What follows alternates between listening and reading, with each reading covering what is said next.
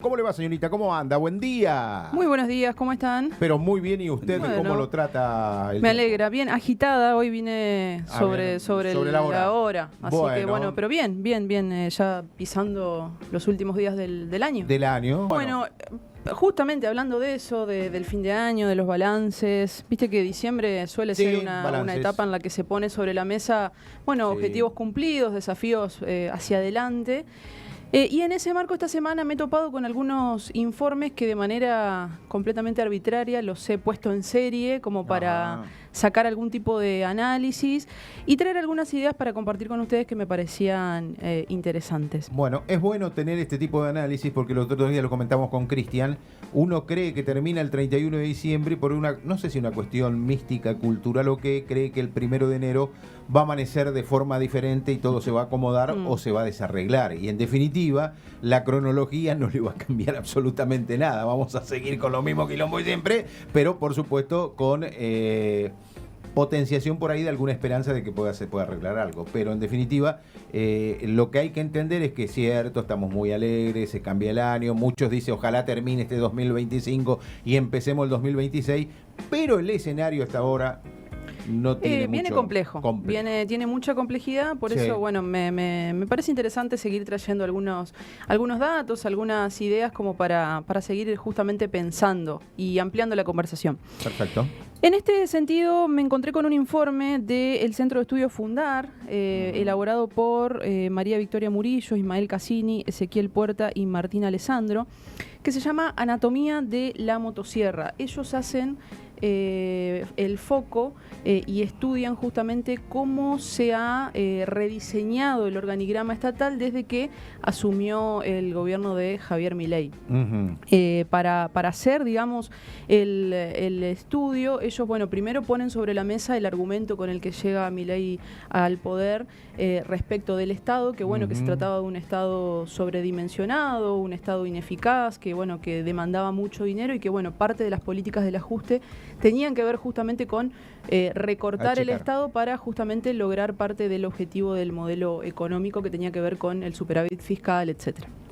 En ese marco hacen una comparación del organigrama, es decir, de los raviolitos del Estado, cómo estaban el 10 de diciembre de 2023, fecha en la que se hizo el recambio de gobierno, y lo comparan con el mismo organigrama del día 8 de julio, que fue el día en el que vencieron las facultades delegadas, que por la ley base, votada por amplio consenso, obtuvo el gobierno, que dejó en manos de su ministro de Regulación, Federico Sturzenegger, todas las modificaciones que tenían que ver justamente con el funcionamiento del Estado.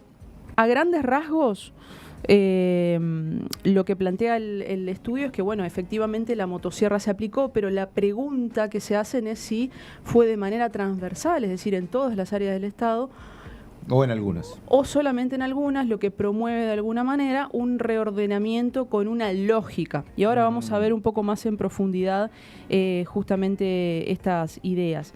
En principio dice que si bien hubo una reducción de estas actividades, o estas, no actividades, sino estas áreas que se podrían decir que estaban solapadas. A ver, en el Estado es muy difícil, al ser una estructura vertical de muchas áreas, es muy difícil que algunas actividades o algunos objetivos no se solapen.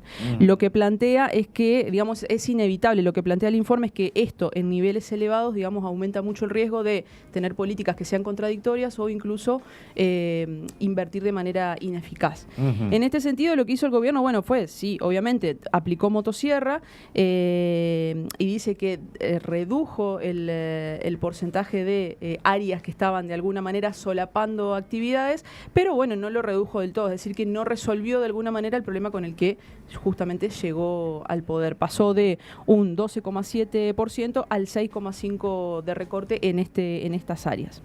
Si querés, Pablo, vamos a ver la tabla 4. Acá simplemente para tener en cuenta, el informe plantea que hay que tener tres categorías en cuenta para leer esto. Primero es el Estado en la lógica jovesiana, el Estado en la lógica marshalliana y el Estado orientado a las capacidades. Esto muy a grandes rasgos y pidiéndole muchas disculpas a los politólogos que se dedican a esto, pero bueno, cuando en el estudio se habla de las capacidades jovesianas del Estado, tiene que ver con justamente la delegación del poder individual, de las facultades individuales de cada individuo, justamente a la centralidad del Estado, es decir, un Estado que se vuelve autoritario y central justamente para garantizar seguridad, etcétera. Cuando hablas el estudio del Estado, de la lógica marshalliana del Estado, está haciendo referencia a el Estado de bienestar o el Estado benefactor europeo que se conoció, o el New Deal, como se lo nombró en los Estados Unidos, que partió después de la crisis de 1929, que fue justamente una lógica de ampliación de derechos. Y cuando habla del Estado orientado a las capacidades, tiene que ver con un Estado que se aboca directamente a, justamente ampliar las capacidades de los individuos y borrar barreras estructurales de desigualdad. ¿Por qué hago toda esta introducción? Bueno, porque justamente, según este informe... Hubo distintos criterios para pasar la motosierra. Y justamente lo que sale acá es que hubo muchísimo ajuste en aquellas áreas que tienen que ver con el Estado benefactor o el Estado de ampliación de derechos, por ejemplo, hábitat y vivienda, trabajo y empleo, política social, o justamente el Estado orientado a las capacidades, estas políticas de medio ambiente, género y diversidad, por ejemplo, pero no se vio lo mismo, por ejemplo, en defensa nacional y seguridad interior. ¿Qué quiere decir esto? De alguna manera, o lo que plantea este informe, es que las áreas vinculadas justamente a seguridad, lo que se podría vincular con esta idea de la lógica jovesiana del Estado, fueron las que menos se recortaron. Y entonces, ¿qué es lo que plantea este informe? Es que de alguna manera lo que el gobierno está planteando es una reconfiguración justamente con un poder mucho más represivo del Estado en este sentido. Algo que tiene lógica, no es la primera vez que se aplica en la Argentina, porque justamente cuando un gobierno aplica políticas de ajuste, donde se supone que de alguna manera eso promueve la conflictividad social, bueno, no hay manera de que haya mayor represión. Y no solo conflictividad social, sino también aumenta quizás los niveles de delito, etcétera. Bueno, justamente tenés que tener un aparato represivo mucho más preparado, y por eso de alguna manera se explica que la motosierra no ha pasado de manera tan abrupta como sí pasó con las políticas sociales, la política de hábitat, vivienda, etcétera, etcétera, etcétera. Y en relación a esto, y a estos organismos que se cierran, al Estado de benefactor y más, justamente por eso decía que de manera arbitraria puse en serie otro informe que estuve estudiando, en este caso del Instituto Argentina Grande, que también ya lo habíamos citado en algún momento acá, que tiene que ver con el impacto que tuvo el cierre del Ente Nacional de Obras Hídricas y Saneamientos, o más conocido como ENOSA. Que fue dependiente de obras públicas hasta octubre del 2024, que fue cuando el gobierno nacional directamente lo cerró. Acá una digresión, y voy a pedir también disculpas a quienes nos escuchan por ahí de otros lados, porque voy a hacer foco solamente en un problema, en una problemática que nos aqueja a los chajarienses y a quienes vivimos, sobre todo en la zona norte de la ciudad. Recordemos que el ENOSA es un organismo nacional, pero que tuvo mucha preponderancia en nuestra provincia, porque precisamente Alberto Fernández en aquel momento pone al frente del ENOSA a quien era intendente de la ciudad de Concordia, Enrique Tomás Cresto, o Enriquito, conocido en los vaivenes políticos, y lógicamente hay muchísima obra pública que llegó a la provincia de Entre Ríos, pero es un organismo de carácter nacional, con fondos del presupuesto nacional. Sí. Digo, era un organismo. Era un organismo, por eso digo, Sí. Lo digo claramente porque no era un organismo provincial, pero sí tenía mucha visibilidad en Entre Ríos porque su presidente era entrerriano y lógicamente intentó, y de hecho yo creo que por ahí algunos números lo constatan o lo comprueban, muchas obras a la provincia, ¿no? Sí, totalmente. Bueno, justamente el ENOSA era el organismo encargado de planificar, ejecutar, administrar todas las obras que tienen que ver con saneamiento, con el agua, cloacas, claro, así es, obras hídricas, etcétera. Solamente para tener en mente algunos datos, y si querés, Pablo, vamos a ver la tabla número 2. Ahí está. El ENOSA fue creado en el año 1995 como organismo descentralizado, justamente de la Secretaría de Obras Públicas, y en diciembre de 2023 pasó a estar bajo el mando de Economía, el Ministerio de Economía, bajo la dirección de Luis Caputo, y luego directamente se lo disolvió en octubre. Sí. ¿Qué es lo que nos muestra este cuadro? Solamente toma desde 2019 a 2023, bueno, que en la Argentina se finalizaron 453 obras en distintas provincias, quedaron 654 obras en ejecución, de las cuales el 41% tenía más del 70% ya ejecutado. Y como decíamos en Chajarí, si bien acá no podemos contabilizar sin avance físico porque todavía estaba en el proceso de proyecto, el tema de no solo el traslado de las lagunas, sino la probabilidad de que se cree una planta de tratamiento de residuos cloacales en nuestra ciudad, bueno, ha quedado completamente echada por tierra, dado que, bueno, justamente el ENOSA no solo que se cerró, sino que, según los dichos del gobierno local y sin la respuesta del gobierno provincial, no hay manera de que hoy esa obra se lleve a cabo y obviamente se resuelva una problemática que nos aqueja todos los días de nuestras vidas, insisto, sobre todo a quienes vivimos en aquella zona, porque no solo tiene que ver con el olor nauseabundo que se cuela por todos lados, sino que también no hay mucha información respecto de, bueno, el impacto en la salud y en el ambiente que puede haber. Yo con respecto a esto tengo mi posición tomada con respecto a que es, no lo voy a decir tan contundentemente porque por ahí puede caer mal, no porque tenga miedo que caiga mal en la cuestión oficial local, no me interesa este sentido, sino no contundente en los conceptos y por ahí nosotros tenemos que tener cuidado como periodistas. Yo descreo bastante de que en el presupuesto municipal no pueda estar adosado el tema de la posibilidad, por lo menos hacerlo en planificación de 2 o 3 años la cuestión del cambio de eco. Hay algunos concejales, yo creo que con absoluto desconocimiento, que hablan de una obra de 10, 15, 20 mil millones de pesos. Es mentira esto. Yo personalmente lo he actualizado con los índices de la Cámara Argentina de la Construcción a un proyecto de 529 millones de pesos que estaba ya cuantificado, 529 millones de pesos hace 2 años y medio. Ya lo había presentado, era un preproyecto que había presentado ENOSA, lógicamente a partir de ahí había que buscar la financiación, que era un tramo mucho más corto y gestionando iba a salir, si el ENOSA seguía, iba a salir esa cuestión. Estamos hablando del cambio de la laguna, no estoy hablando de la realización de la planta. Que es una cuestión, se quintuplica o se sextuplica, cuando hablamos mucho más caro, del ¿no? cambio de la laguna, estamos hablando del traslado al terreno nuevo de 40 y pico de hectáreas que compró el municipio. ¿Por qué digo que estaba bastante gestionado para salir? Porque si no, un municipio no compra 42 hectáreas con 90 millones de pesos. Entonces ya había un preacuerdo de decir, che, compren vinieron los ingenieros, yo estuve presente cuando vinieron los ingenieros de ENOSA y vino el propio Enrique Cresto y en aquel momento el concejal del PJ que estuvo presente, el Vasco Salvat, y el ENOSA dijo, che, está bien el terreno. 1.500, 1.600 metros entre las actuales lagunas al nuevo predio, de 42 hectáreas, de las cuales con las lagunas se podría llegar a utilizar 4 o 5 hectáreas, pero le daba la posibilidad a la municipalidad de que pueda allí plantear. Se planteó la posibilidad de un nuevo emplazamiento para las máquinas, se planteó la posibilidad de la construcción de la futura, por lo menos tenés el terreno y después ya planteas diferente. Bueno, hasta ahí se llegó. Con la actualización de esta cuestión, estamos en una obra que no va a sobrepasar, no debería sobrepasar los 3.000 millones de pesos. Si yo agarro el presupuesto actual, en donde para bienes personales este año la Municipalidad de Chajarí va a gastar casi 7.000 millones de pesos, bienes personales, lo digo claramente y lo pongo entre comillas, es para hacer política adentro del municipio, tranquilamente, planificando en 2 o 3 años esta obra se puede hacer. Totalmente. Lógicamente, ¿cuál es la pata que falta? Decisión política. Eso te iba a decir. Decisión política. Sí. Si el intendente se traba y dice, mire Arnau, a mí perdóneme, usted está muy lindo su pero yo voy a seguir haciendo pavimento, son decisiones políticas. Y a la decisión política no es que no haya discusión, no estamos de acuerdo, pero son decisiones políticas que están enmarcadas en un poder popular que se le dio al intendente para hacer lo que...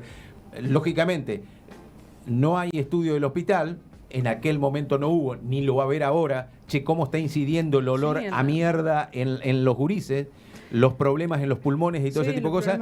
Habría que hacer todo un estudio y me parece que tendríamos fundamento. Pero bueno, por más fundamento que traigamos de la Universidad de Harvard, si no hay decisión política para hacerlo, me van a seguir diciendo que es una obra cara y que ellos no lo pueden hacer. Mentira. Y fundamento esto, y por supuesto como buen periodista no voy a revelar la fuente, he hablado con gente que ha estado en el gobierno radical de este año, son dirigentes que están y dicen, mirá, coincido con vos, se puede hacer tranquilamente.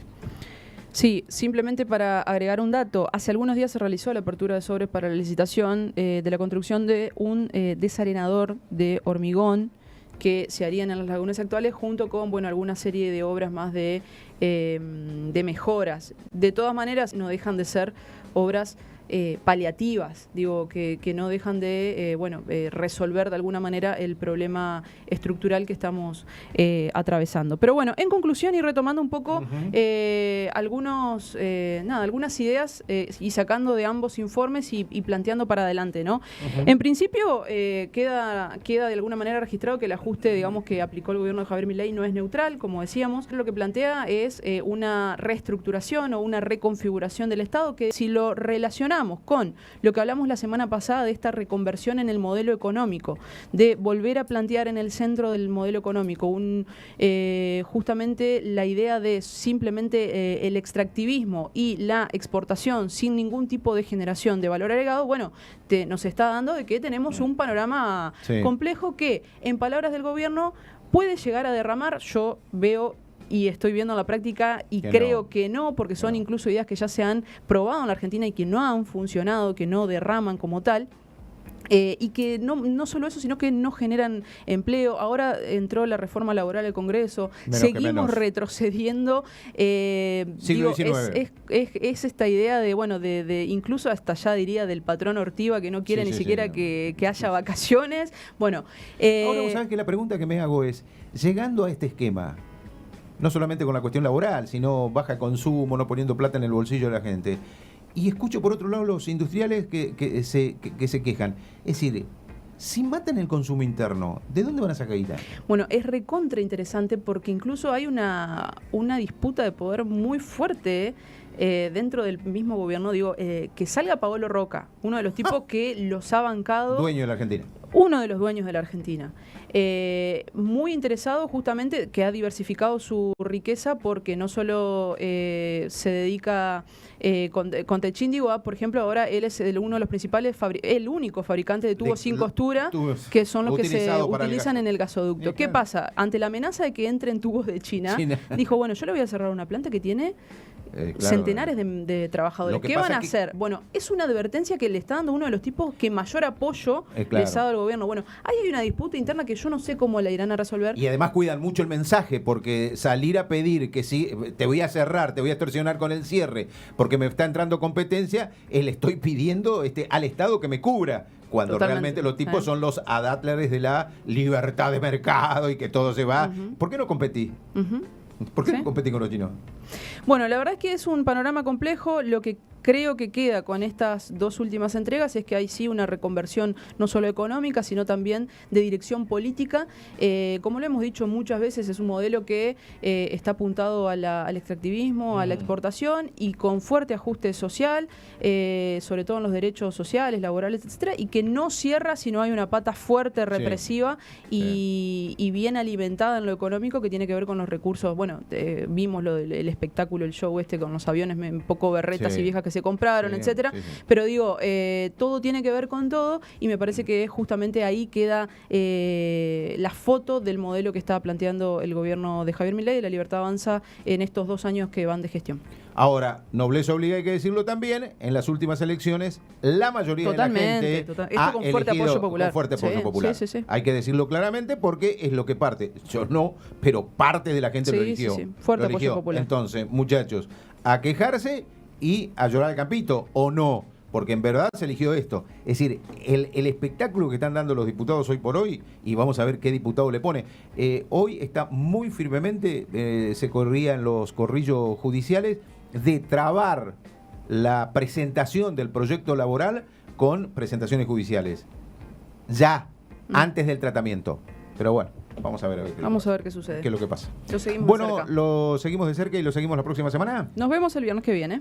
Ahí estaba nuestro espacio exclusivo. ¿Qué nos pasa? Apuntes de la coyuntura.